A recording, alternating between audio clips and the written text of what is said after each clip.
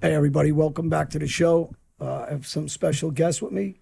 This month is Empowering Women, and we have some special guests. We have Cassie here, and we have Angie back with me, joining me today. So we want to switch that back. It's Casey. So we have Cassie here, and we want to talk and ask her some questions about her life, and we're going to roll it right to her. And tell us a little bit about yourself.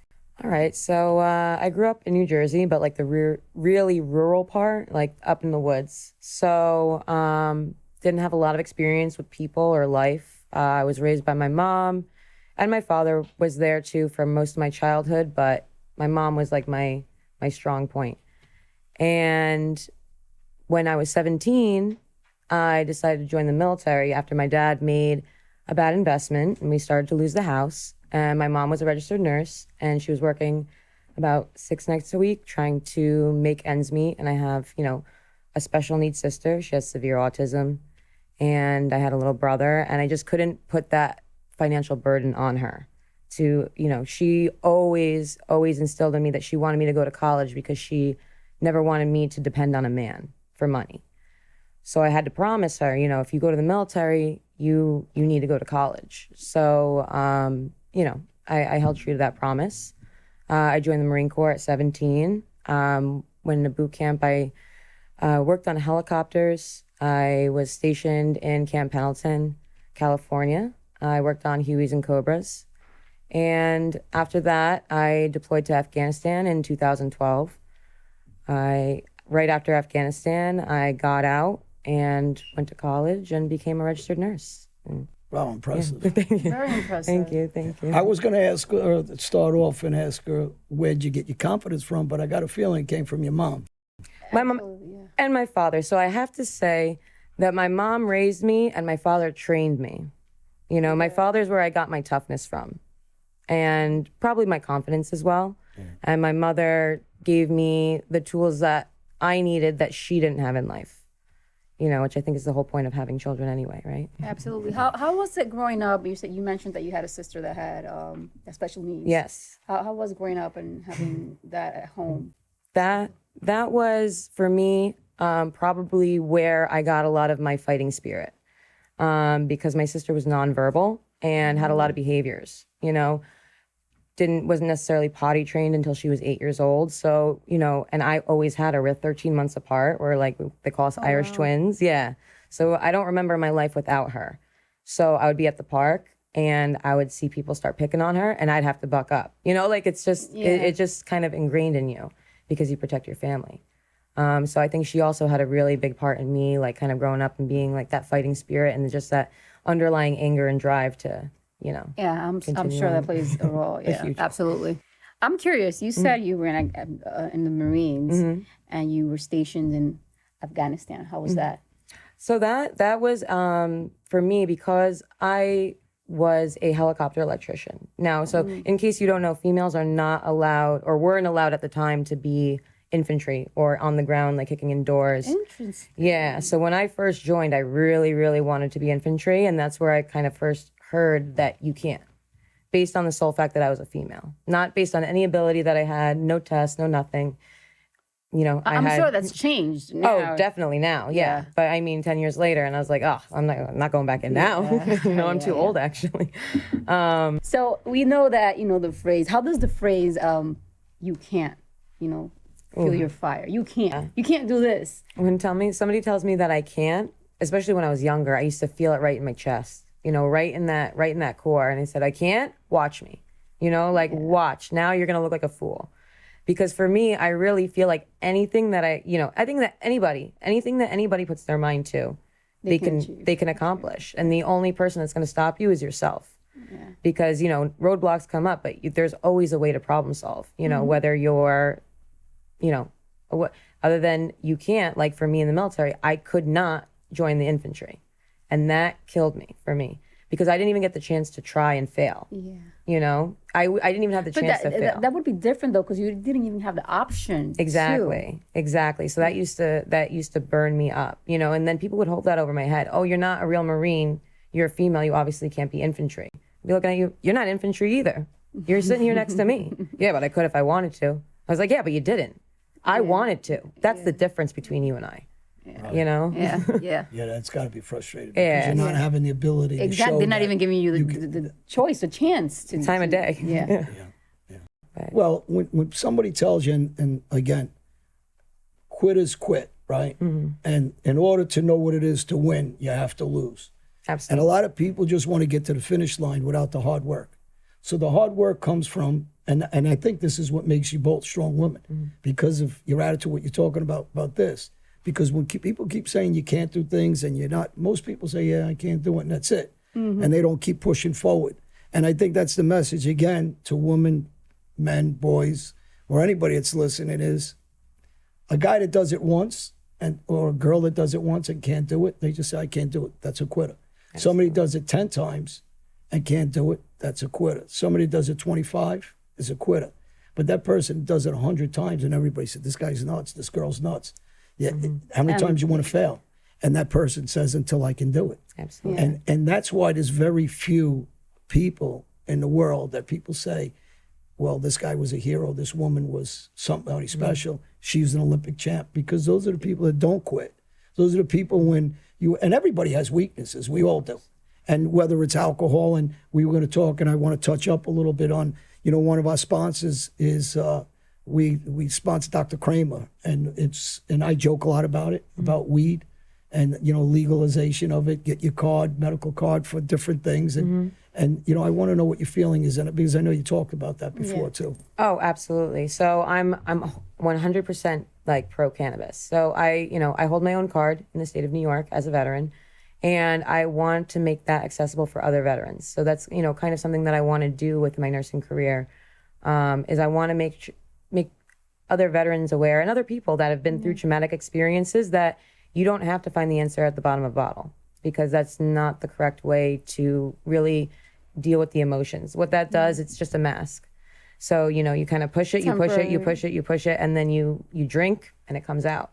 So for me, I was binge drinking, not to the point where I was not drinking every day, but when I did drink, I drank a lot and I blacked out, and it always caused me trouble. And I couldn't understand. I was like, why can't I break this cycle? So were you drinking due to trauma, or were you drinking to just release? It was a release for me. I'd have one or two, and I was like, that feels nice. I'm gonna have 7, and then then I'm a monster. I have no idea who I am.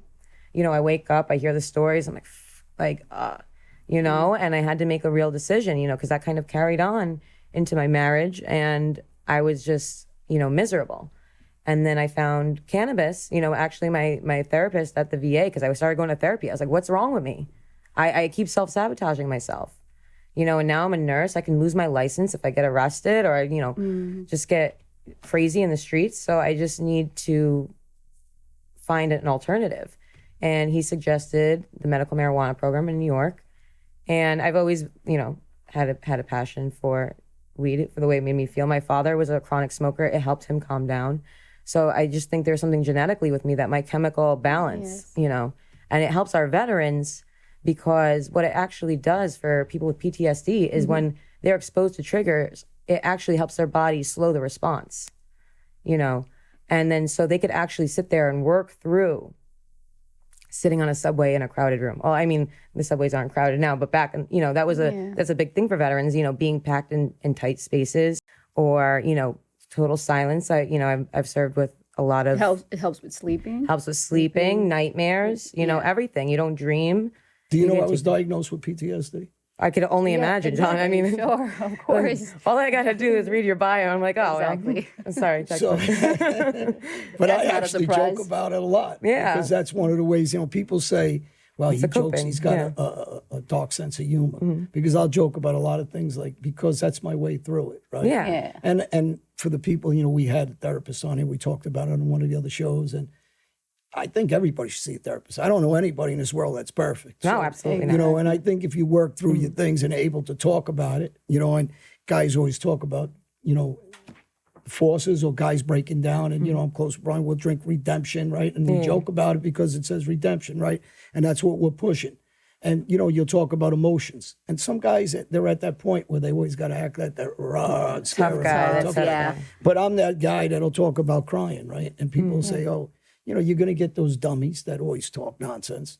And that same guy is probably, in another room crying alone and too stupid to say, hey, let me be honest about my feelings so I can help somebody Too else. macho. Yeah, and well, and that's that Bravado, kid nonsense, and maybe grown men or women, they're too immature to get to that level to try to help themselves. So, it's a big thing to say, like some of the stuff that you're talking about, and for people to understand it's okay. It's okay to say I've seen a therapist. It's okay to say I have PTSD. We all have problems.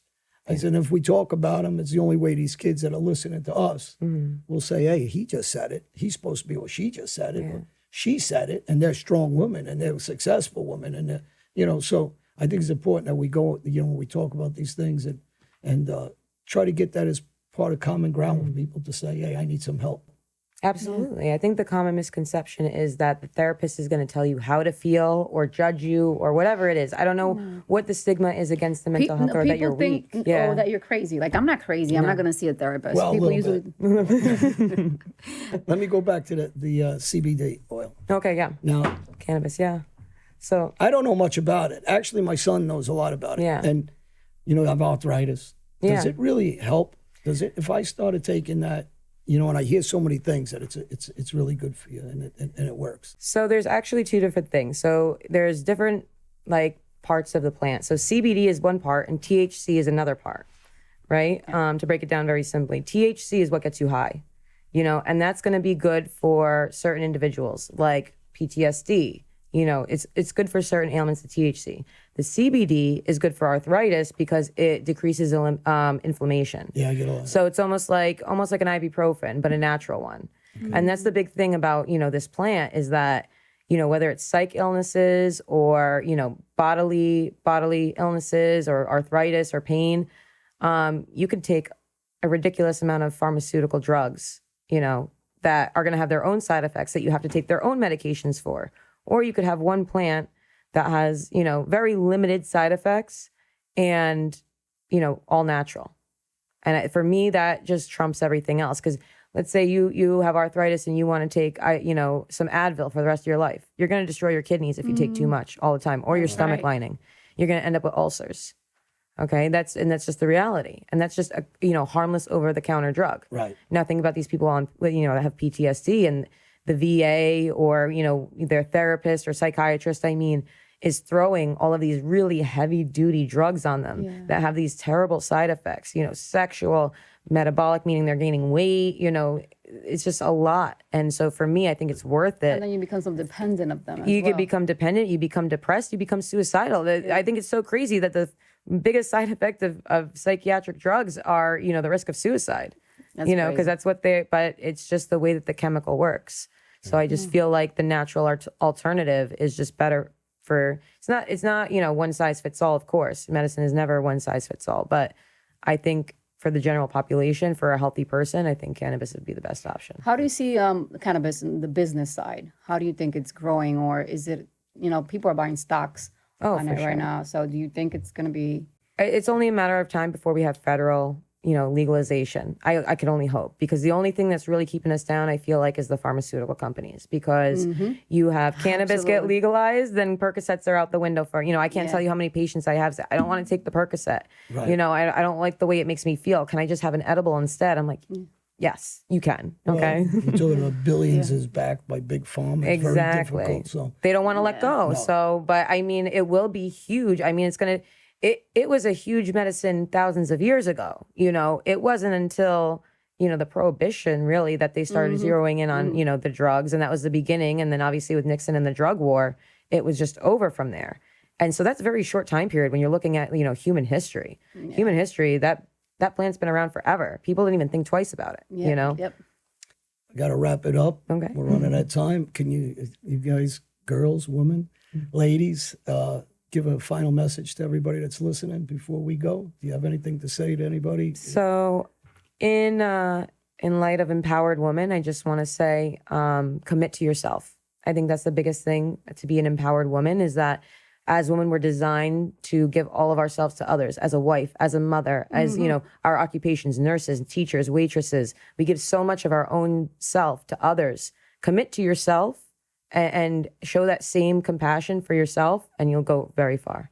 Absolutely. I just want to say, also take time for yourself every day, for sure. at least an hour. Because like she said, you're a wife, and when you're a mother, and when you're a mother, you're a teacher, you're a nurse, you're a cook, you're everything. So taking time for yourself, 1 hour a day, even if you have to get up earlier in the morning, just do it. It's great. It's worth it. Yes, For sure.